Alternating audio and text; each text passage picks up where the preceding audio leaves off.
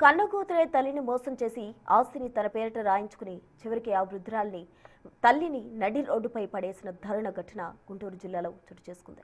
మంగళగిరి మండలం నిడమరు గ్రామంలో రక్త సంబంధం మరిచిన అమానుష ఘటన స్థానికంగా కలకలం రేపింది. 70 ఏళ్ల పాములపాటి ఆదిలక్ష్మి అనే వృద్ధురాల్ని ఆమె చిన్న కూతురు అల్లుడు వెంకట సత్యనారాయణ రెడ్డి నమ్మించి మోసపూరితంగా ఆమె ఆస్తిని రిజిస్ట్రేషన్ చేయించుకున్నారు.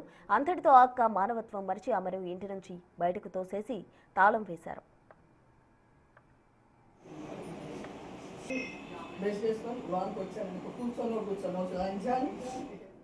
దిక్కుతోచని స్థితిలో ఆ వృద్ధురాలు మంగళగిరి రూరల్ పోలీసులను ఆశ్రయించి ఫిర్యాదు చేసింది. బాధితురాలి ఫిర్యాదుపై తక్షణమే స్పందించిన ఎస్ఐ సిహెచ్ వెంకట విచారణ చేపట్టారు. ఇప్పటికే నిందితుడిని పోలీసులు అదుపులోకి తీసుకోగా మోసపూరిత రిజిస్ట్రేషన్ వెనుక ఉన్న అసలు నిజాలు వెలికితీసేందుకు అధికారులు దర్యాప్తు ముమ్మరం చేశారు. 18 ఏళ్ళ డాబా కట్టామండి, 180 గజాల్లోనండి.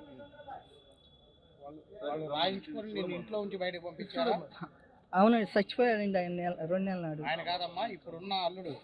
మరి వీళ్ళేనండి, మా సార్ చచ్చిపోయాడు కదా, నాన్న కదా, మా ఆయన గారే కదండి, మా హస్బెండే కదా చచ్చిపోయింది.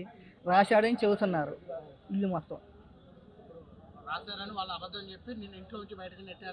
నెట్టారండి. ఇందాక అసలు నువ్వు ఉండటానికి వీళ్ళు చచ్చిపోయాడు కానీ నువ్వు ఎందుకుంటావు వాడు కోసాలండి. ఆ తిట్లు నేను మీకు చెప్పనండి.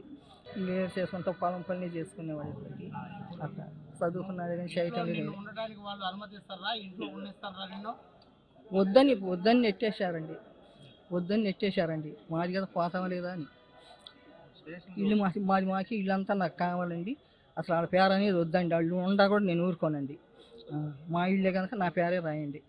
మంగళగిరి మండలం నిడమరు గ్రామంలో పాములపాటి ఆదిలక్ష్మి అనేటువంటి ఒక మహిళ, 70 సంవత్సరాలు, పెద్ద ఆవిడ ఉదయాన్నే పోలీస్ స్టేషన్ రావడం జరిగింది. విచారించగా తన చిన్న కుమార్తె అయినటువంటి చైతన్య అనే ఆమెకి తాడేపల్లిగూడెం నుండి వెంకట సత్యనారాయణ రెడ్డి గారికి ఇట్లా వివాహం జరిపించగా తన చిన్న కూతురు గత సుమారు 2 నెలల క్రితం తన భర్తకు ఆరోగ్యం అని చెప్పి ఇంటికి రావడం, నిడమర్లో ఇంట్లో వాళ్ళ దగ్గర ఉంటూ ఆ ఇల్లుని తన పేరు మీద రాసుకొని ఈరోజు నన్ను బయటికి పంపించేశారు, నాపై దుర్భాషలాడారని చెప్పేసి రిపోర్ట్ ఇవ్వడం జరిగింది. దీనిపైన వెంటనే స్పందించి ఆమె చెప్పినటువంటి ఆ బాధతో ఎంపటే నిడమరు గ్రామంకి వెళ్ళి ప్రాథమిక దర్యాప్తు చేపట్టాం. ప్రాథమికంగా విచారిస్తున్నాం. ప్రస్తుతం అసలు ఏం జరిగింది ఏంటనేది కూలంకషంగా తెలుసుకున్న తర్వాత యాజ్ పర్ మెరిట్స్ ఆఫ్ ఎంక్వైరీని బట్టి చట్ట ప్రకారం చర్యలు తీసుకుంటాం.